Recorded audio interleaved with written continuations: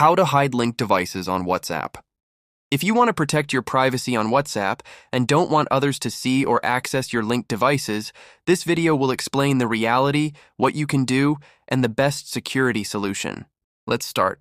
First, it's important to understand one thing clearly. WhatsApp does not currently offer a feature to hide linked devices completely. If a device is linked, it will always appear in the Linked Devices section for security reasons. However, you can secure your account and prevent unauthorized access. Let me show you how. First, open the WhatsApp app on your phone. Tap on the three dots menu in the top right corner. Now tap on Linked Devices. Here, you will see a list of all devices currently linked to your WhatsApp account. If you see any device you don't recognize or no longer use, tap on it. Now tap Log Out. That device is now removed and can no longer access your WhatsApp messages. Next, turn on WhatsApp account security. Go back to Settings. Tap on Account. Select two-step verification.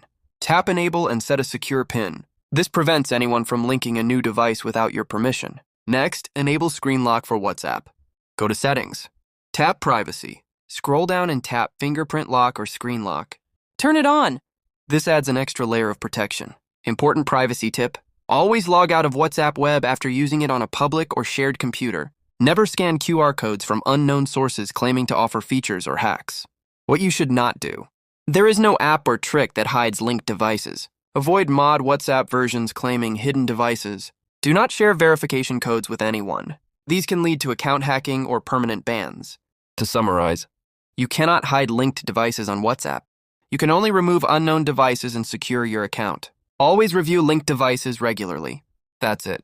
This is the safest and official way to manage and protect your WhatsApp linked devices. If this video helped you, like, subscribe, and stay connected for more WhatsApp privacy and security tutorials.